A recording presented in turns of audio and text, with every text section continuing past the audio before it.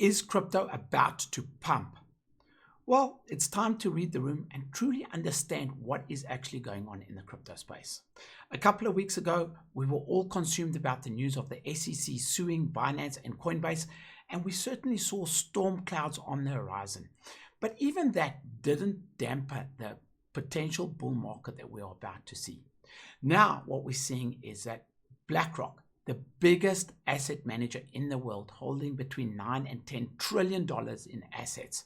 A lot of people saying that BlackRock actually owns the world, certainly one of the richest institutions on planet Earth, have applied for a Bitcoin ETF.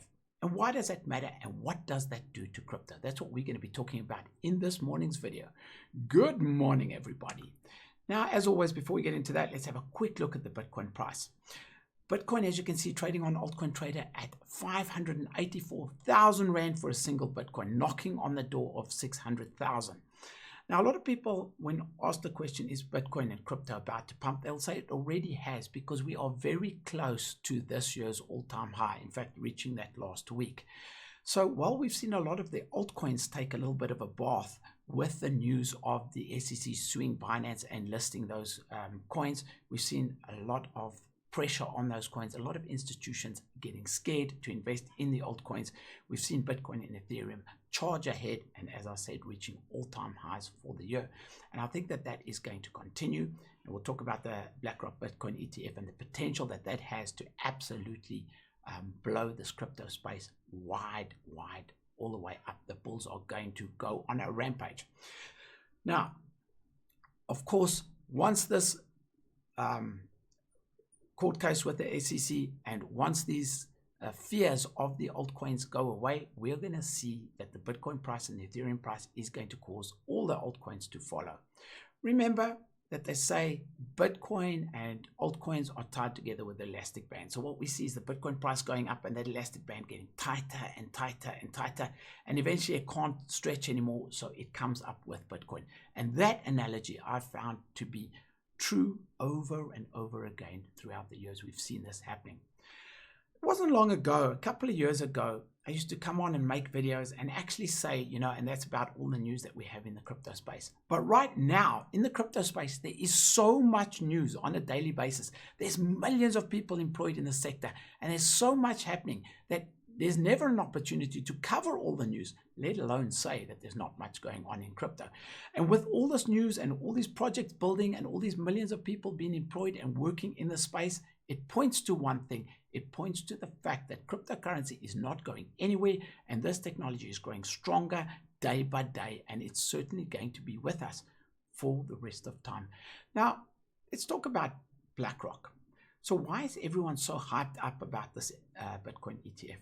And I think this headline says it all, that BlackRock, they are working with the regulators, and they have applied for 576 ETFs or funds in their time.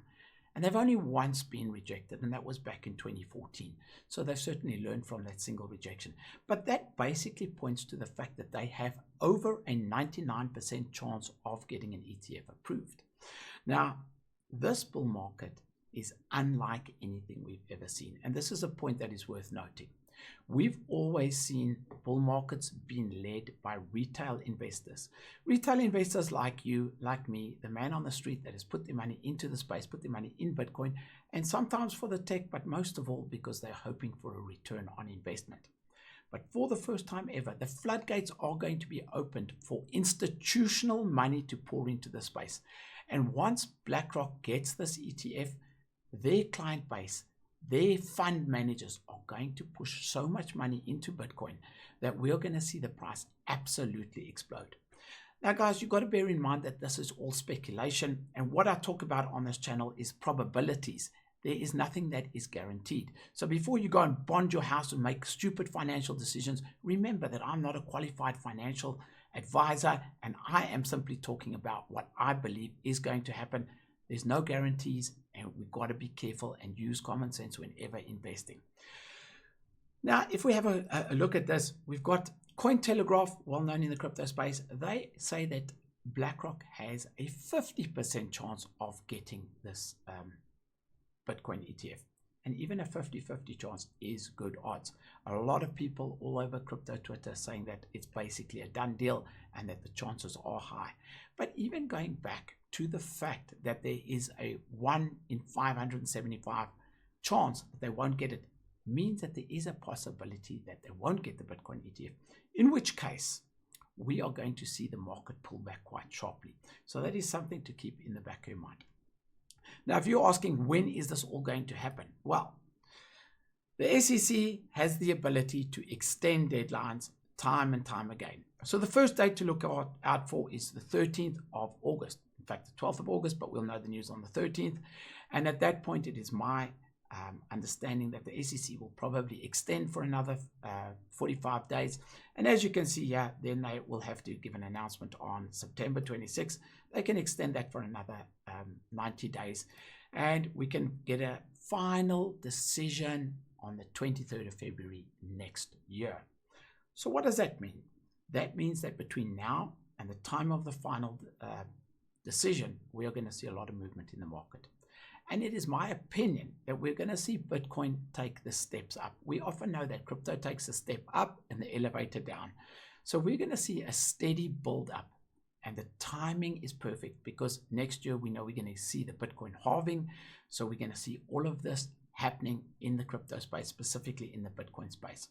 So guys, now is the time to start rand cost averaging into cryptocurrencies, into Bitcoin, because when we look through the storm on the horizon of the SEC suing Binance and Coinbase, after that storm, it is blue clouds, and the crypto space has the potential to pump exponentially.